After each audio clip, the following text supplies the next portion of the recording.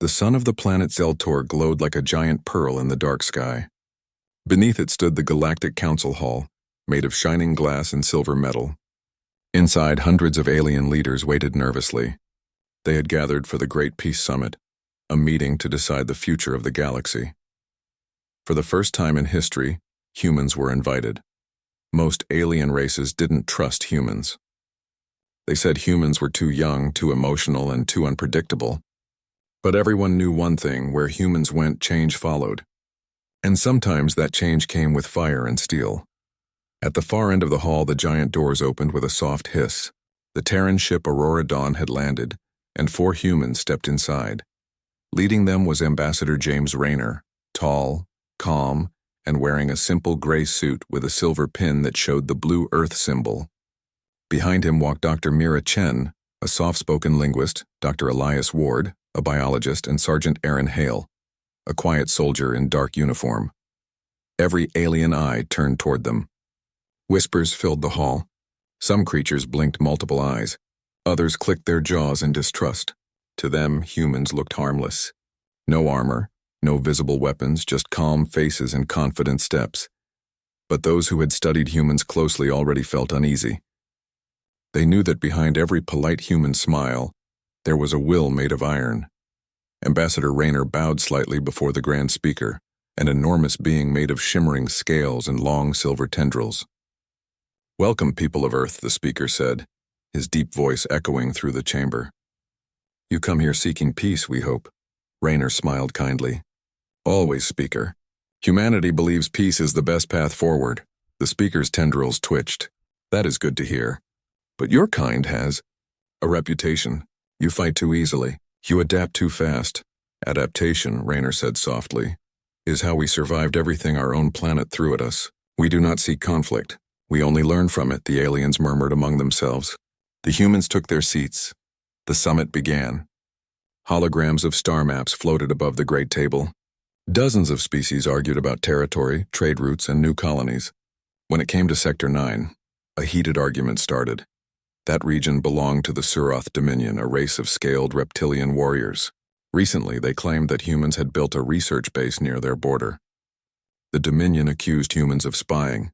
The Suroth leader hissed, "Terrans expand like wildfire. They act friendly, but their fleets grow every day. They pretend to speak of peace while preparing for war." Ambassador Raynor remained quiet for a moment. Then he pressed a small device on the table. A blue projection appeared. Images of destroyed Suroth ships drifting in space. Gasps filled the hall. Raynor spoke softly, almost sadly. 3 weeks ago, one of our research ships was attacked in that sector. We warned them. We asked for talks. They ignored us. Our defense fleet arrived and acted only when necessary. The Suroth leader slammed the table. "You call wiping out 6 of our fleets necessary?" Sergeant Hale's calm voice cut through the air. "It was 7. The hall froze. Even the translator drones hesitated before repeating his words in dozens of languages. 7 fleets gone. The Grand Speaker turned pale silver, the color of shock. "Are you saying humans destroyed the Suroth Defense Armada in one battle?" Raynor folded his hands calmly. "It wasn't a battle. It was a lesson in misunderstanding. We don't enjoy war, but we don't run from it either." Silence spread across the room like a cold wave. Even the machine stopped humming. Outside the hall, galactic news drones broadcasted every moment. In seconds, half the galaxy saw the calm human ambassador speaking like a teacher, not a conqueror. The aliens watching from distant worlds felt a strange mix of fear and fascination. Who were these creatures from Earth, smiling, polite, and powerful enough to erase a fleet as if it were a mistake? Inside, a nervous voice finally spoke. "Humans should not have such weapons. You're too dangerous." Raynor nodded slowly. "Maybe, but danger depends on intent. We only defend what is ours." He stood up. His eyes swept across the hall filled with hundreds of alien species. "You see diplomats, you see soft skin and polite words. But our history is written in storms, fire, and survival. Earth never gave us peace, we built it ourselves." He paused. "When we came to the stars, we didn't come to conquer. We came to understand. But don't mistake our calm for weakness." The Grand Speaker tilted his long head. "Are you threatening the Council?" Raynor smiled kindly again. "No, Speaker. Humans don't make threats. We make promises." After the session ended, the humans walked through the long corridor lined with banners of every galactic race. Sergeant Hale walked behind the ambassador, his step silent, his expression unreadable. "Sir," Hale said quietly, "they're scared now." "They should be," Rayner answered softly. "Not because of what we did, but because of what we might do if pushed." Dr. Chen looked uneasy. "You think this will bring peace?" Rayner stopped and looked at the glowing city through the glass wall. Alien ships moved like silver fish in the sky. "Peace only lasts when everyone remembers the cost of war," he said. In orbit above Zeltor, the human defense fleet waited. Hundreds of massive ships floated in formation, their cannons cold but ready. The galaxy didn't know that humans never traveled without backup. Even their diplomatic missions came protected by silent power. Down below, the council members whispered among themselves. The insectoid race called the Thrix said, "They smile like herbivores but act like hunters."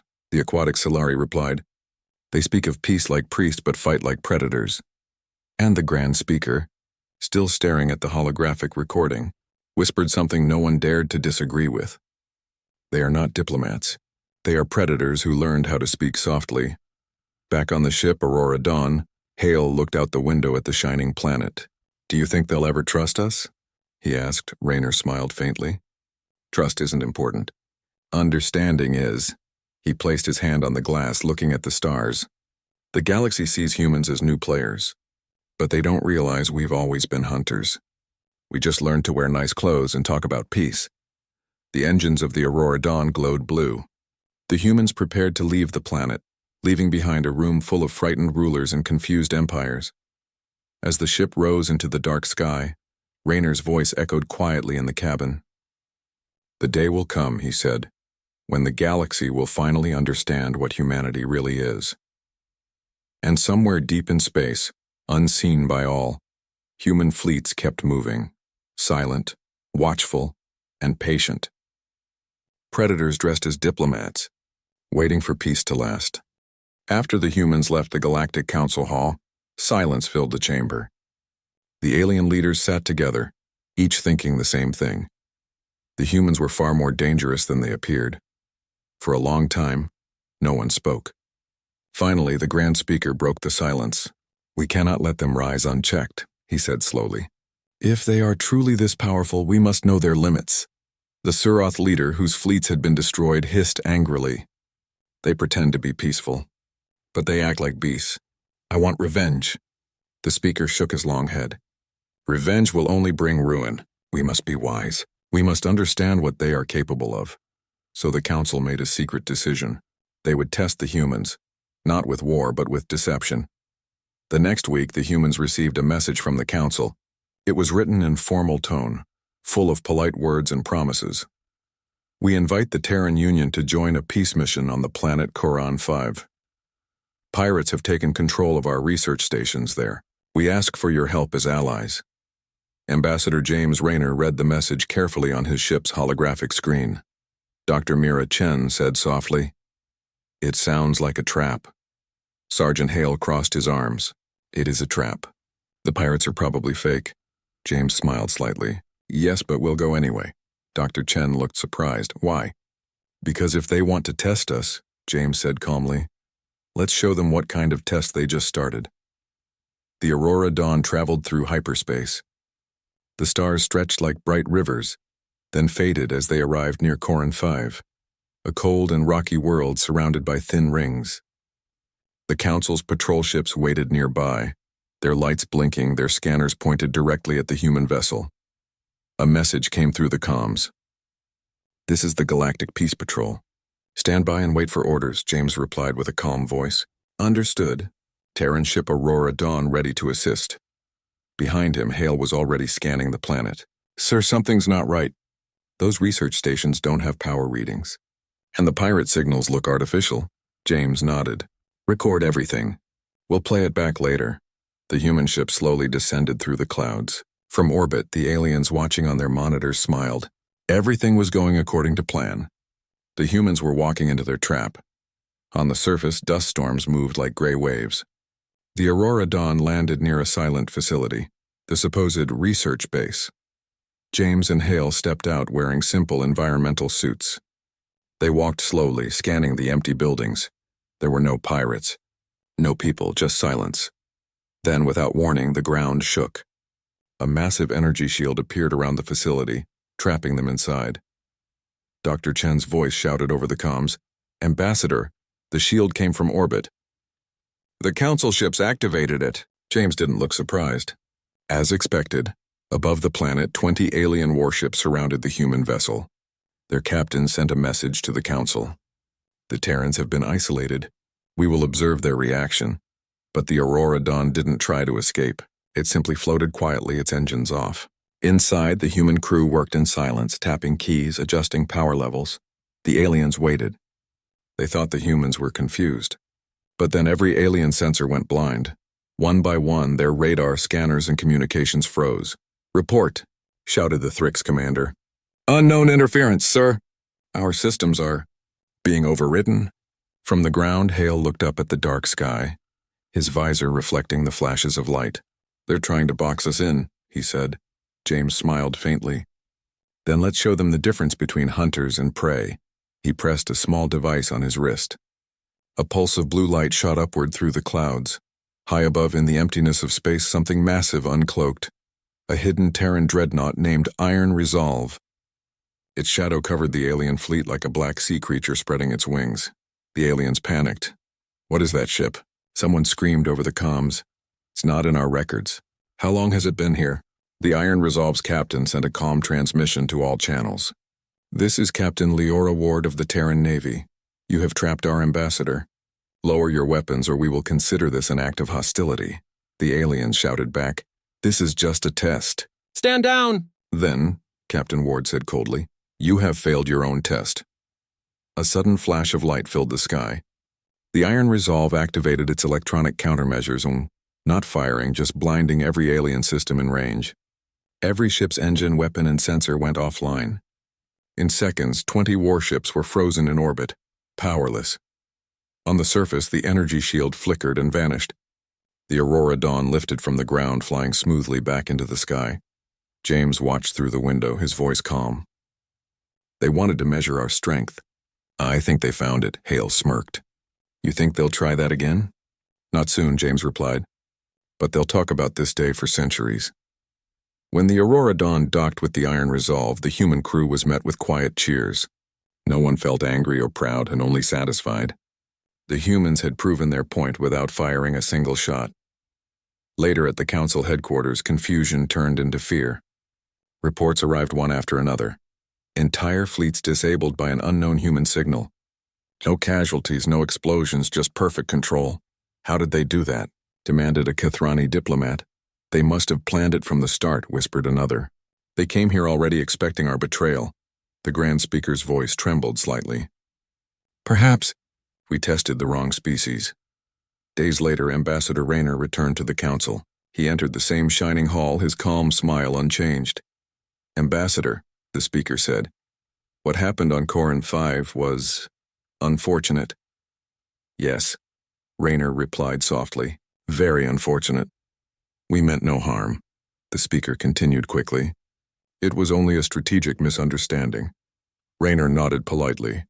"Of course. Humans understand misunderstandings very well. We just make sure they don't happen twice."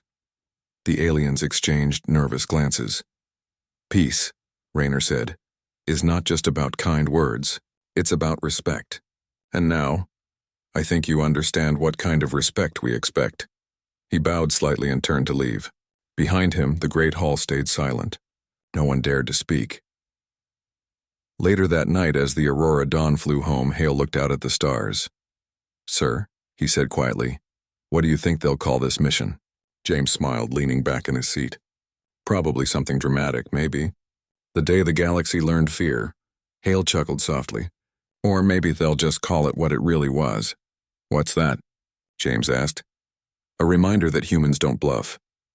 James nodded slowly, his eyes reflecting the stars. "Exactly. We smile, we shake hands, we talk about peace. But if someone decides to test us..." He looked out at the glowing Earth symbol on his sleeve. "Then the galaxy remembers why humans survived everything their own world tried to kill them with." Outside, the ships of the Terran fleet flew in formation. Quiet, precise, unstoppable. Weeks passed after the incident on Corin 5, but the echoes of that event spread through every star system in the galaxy. Alien governments whispered in secret. Military fleets changed their patrol routes. Trade ships began avoiding human borders, not out of hate, but out of caution. No one wanted to test humans again. For the first time in galactic history, silence replaced arrogance. The younger species watched Earth with awe. The older ones watched with fear. Everyone asked the same question. How can such a young species be so powerful yet so calm? The truth was simple. Humans didn't seek to rule. They just refused to kneel. At the Galactic Council headquarters on Zeltor, the Grand Speaker called an emergency meeting. The room was quieter than ever. Only a few lights glowed above the round table, casting soft reflections on the polished floor. The humans must be understood, the speaker said. If we cannot predict them, we cannot lead this galaxy. We must know what drives them. The insectoid representative of the Thrix clicked its mandibles. I studied their history. Their planet was full of disasters, storms, plagues, wars. Yet they survived everything. The aquatic Solari swirled its tendrils in the air. They speak softly, but carry technology that can turn stars dark. That is not normal behavior, the Suroth leader hissed bitterly. They are not conquerors. They are hunters waiting for the right reason. The speaker nodded slowly. Perhaps we should ask them ourselves. 2 days later, a message reached Earth. The Galactic Council formally invited humanity to take a seat as a permanent member, not as observers, but as equals. Inside the Terran High Command, leaders debated what to do. Some feared it was another trap. Others said it was an opportunity. Finally, Ambassador James Raynor was chosen again to represent Earth. When he arrived at Zeltor, the plaza that once whispered in distrust now bowed in quiet respect. Thousands of aliens watched as the human flag, a simple blue and white design with Earth at its center, was raised among the banners of the galaxy. But James knew respect could change quickly. He had seen it before. On Earth, in history and war, respect built on fear was fragile. So he came with a different plan. During the first session, the speaker addressed the crowd. Ambassador Raynor, your species has proven its capabilities. The Council wishes to understand your intentions. What is humanity's true goal among the stars? James stood calmly. His voice echoed softly through the chamber. Our goal, he said, is peace. A wave of murmurs passed through the room. Many doubted his words. James continued, but not the kind of peace built on weakness or empty promises. We believe peace must stand on strength, understanding, and the will to protect what is right. He paused, looking around at the many alien faces staring back at him. When our ancestors lived in caves, the night was full of danger. Yet instead of hiding, they made fire. That's what humans do. We bring light to dark places, even if it burns us a little. He smiled faintly. We didn't come here to rule you. We came here to make sure that no one rules over anyone ever again. The room fell silent. For a long moment, no one spoke. Then the Grand Speaker said quietly, You say you seek peace, but peace through fear is no peace at all. James nodded. You're right. But peace through respect is. After the meeting, James walked alone through the gardens of Zeltor, floating platforms filled with glowing trees and whispering air currents. Sergeant Hale joined him a few minutes later, dressed in his formal uniform. Sir, Hale said, the news channels are going wild. Half the galaxy thinks we're heroes. The other half thinks we're monsters. James smiled a little. Both are wrong. We're just human. Hale looked up at the stars. You think they'll ever see that? Maybe not today, James said softly. But they will someday. Fear fades. Understanding stays. The next morning, the Council arranged a unity demonstration, a joint training mission among all major species. The goal was to show cooperation and trust. Humans agreed to participate. The exercise took place in a distant system filled with floating asteroids and ancient ruins. Alien warships, sleek and bright, moved in formation. The human ships, however, stayed behind, quiet and motionless. A curious alien commander asked over the comms, Terrans, are you not joining the simulation? Captain Leora Ward of the Iron Resolve replied calmly, We are watching. Sometimes you learn more by observing than by acting. As the exercise began, chaos erupted. The alien ships couldn't coordinate. Different tactics, different goals. The simulation ended in disorder. Only then did the Terran ships move. In perfect silence, they reformed the scattered ships into one formation, using simple, clear commands. Every alien ship followed their lead without even realizing it. When the simulation ended, the council judges stared in amazement. Without firing a shot or taking command, the humans had led everyone to victory, just by showing unity. That night, the galaxy saw something it had never seen before. A human broadcast shared on every channel. Ambassador Raynor appeared on the screen standing before the Earth flag. "People of the galaxy," he said calmly, "you have seen our strength. But strength alone means nothing. What matters is what we use it for. Humanity does not seek control. We seek a future where every voice, human or alien, matters." He looked directly at the camera. "We have claws, yes. Every predator does. But we built tools to heal, not just to hunt. We built ships to explore, not to conquer. We built peace because we learned what it costs to lose it." His final words spread across millions of worlds. "Never fear us. Just understand us. Because when we stand together, you will find that humanity's greatest weapon is hope." The next day, the council voted. By an overwhelming majority, Earth was officially welcomed as one of the guardians of galactic peace, a role given to no other race before. But beyond titles and meetings, something far deeper changed. Across countless worlds, young alien children began learning human history. They read stories about courage, about standing up for others, about kindness mixed with strength. For the first time, the word human didn't mean unpredictable. It meant resilient. Months later, on the bridge of the Aurora Dawn, James stood beside Hale watching the galaxy map. Every dot of light represented a world now connected through trade and peace treaties. Some signed with a handshake, others sealed with mutual respect. Hale grinned. "You think the galaxy finally understands us, sir?" James chuckled softly. "Not fully, but they've stopped underestimating us. That's a start." He looked out into the starry dark. "The truth is simple, Hale. Humans aren't special because we're stronger. We're special because we never stop trying, and even after we fall." The ship glided forward through the vast silence of space. Behind them lay history. Ahead of them, endless stars. For the first time, humanity wasn't seen as the invader or the newcomer. They were seen as something the galaxy had never known before, a predator who chose to protect instead of destroy.